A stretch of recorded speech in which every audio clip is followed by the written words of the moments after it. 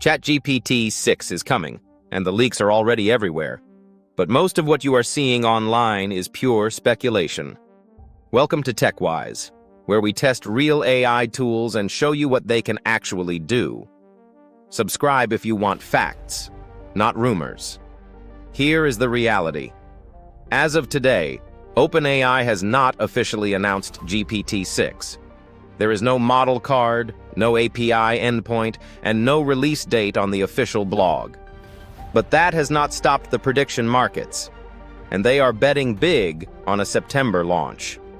Traders on Polymarket are giving GPT-6 a 72% chance of landing by the end of September, and an 88% chance by the end of October.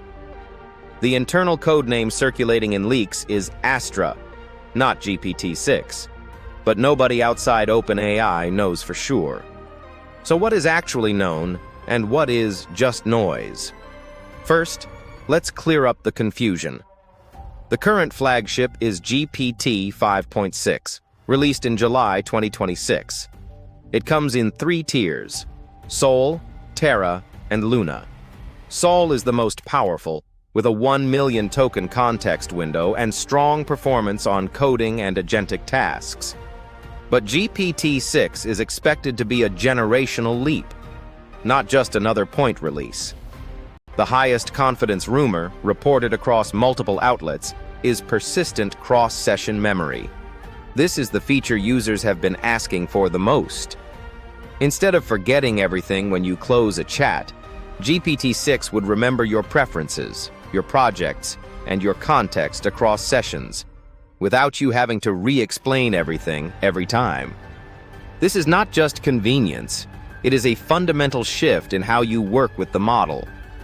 Imagine a ChatGPT that knows your workflow, your coding style, and your business context, and picks up exactly where you left off every single time. The second major expected feature is native agentic execution. This means GPT-6 would be able to run multi-step tasks: browsing, coding, file operations, API calls, without you having to prompt it at every single step. Right now, you have to babysit the model through each action. GPT-6 is expected to handle entire workflows autonomously, consuming between 50,000 and 500,000 tokens per job. That is the difference between a chatbot and a coworker. The third rumored upgrade is a 2 million token context window. For reference, GPT 5.6 Sol already supports 1 million tokens, which is roughly 750,000 words, or an entire book. Doubling that to 2 million would let you feed the model an entire code base, a massive legal document, or months of conversation history, and still have room left over. This is where things get interesting, because a 2 million token window changes what is possible. You could analyze an entire company's documentation in one shot. You could debug a full software repository without chunking. You could upload years of emails and ask the model to find patterns no human would ever spot.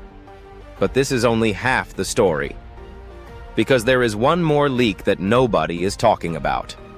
Multiple sources are reporting that GPT-6 will be trained on a completely new architecture, not an incremental upgrade from the GPT-5 family. The rumored parameter count is around 10 trillion, which would make it significantly larger than any model OpenAI has released so far.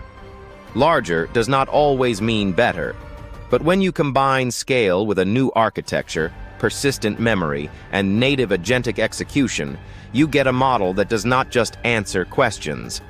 It executes plans. Now let's talk about the launch window. The most credible prediction comes from Polymarket, where traders are betting on release dates. As of mid-August, the odds are 72% for a September 30th launch and 88% for October 31st. But OpenAI has not confirmed anything, and the company has a history of surprising everyone with timing. There is also a political factor most coverage ignores. OpenAI's flagship releases now pass through a U.S. government review step. The administration publicly weighed in on GPT 5.6's rollout earlier this summer, and the launch was delayed around it. That means the GPT-6 release date is not just a technical question, it is also a political one. So what should you do while waiting? First, do not architect your entire workflow around a model that does not exist yet. Build on what is available today. GPT 5.6, Sol, Claude Opus 5, or Gemini 3.5 Pro, behind an OpenAI-compatible endpoint so you can swap later. Second, start thinking in terms of agentic workflows now. Even if GPT-6 is not here yet, the tools to build multi-step automations already exist. Learn them. Test them. Build your first agent today, so you are ready when the next model drops. Third, prepare for persistent memory. Start organizing your projects, your notes, and your context in a way that a future model could actually use.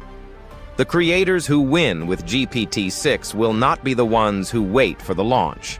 They will be the ones who are already building with the mindset that GPT-6 enables. This is not the future anymore. It is the next few months.